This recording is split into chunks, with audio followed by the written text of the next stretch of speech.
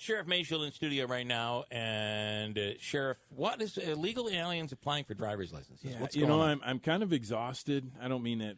I mean, just it's been such a This new interesting legislature year. has. I'm getting beat up pretty well here because, Yeah. and I feel bad because it seems as though every time an issue comes out, when I say we, I'm referring to the law enforcement community. Mm-hmm. We're against our legislators at the state level. But, I mean, this is just so frustrating. And now when we discovered this Friday afternoon. Yeah. What you're going to see in the next 2 months here is probably a couple hundred bills speeding through the legislative process in Albany. And if we don't keep a close eye on things, and with many of them, I don't know if we can stop them. It's just frustrating. But the one particular thing that caught our attention on Friday was the fact that as far as a proposal that's out there, a bill that's sitting right now, and it's going to be debated probably starting today, it's amending Section 201 of the Vehicle and Traffic Law. Basically, they're going to design, instead of having one license now, there's going to be two licenses.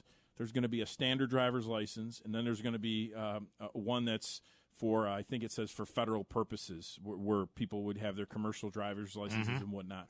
But basically, you merely have to show, for an undocumented individual, you would have to show proof of identity. You don't have to produce a Social Security number if you don't want to or don't have one. Any type of ID that's produced by your foreign government is good enough to get a driver's license in New York State. And the part that caught our attention is that the law enforcement will not be able to run the status of an undocumented individual's driver's license. We can't check their driving history.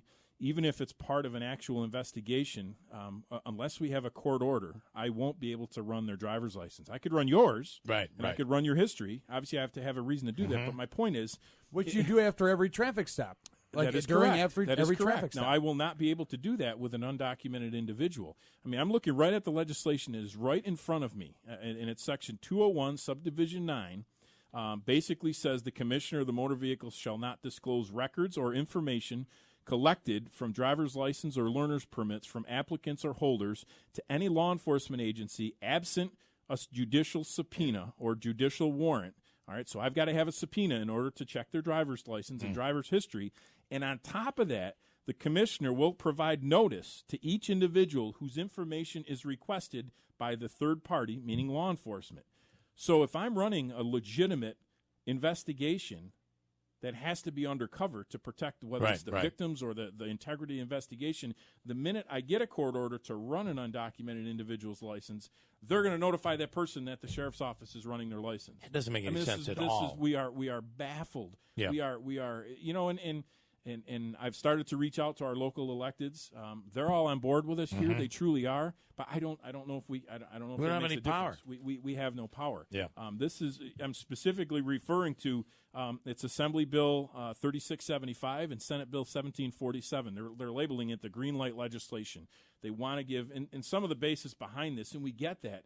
The undocumented individuals that, let's say, working on farms, there's tons of them, and they're packing 10 or 15 of them into a car, and they're driving to their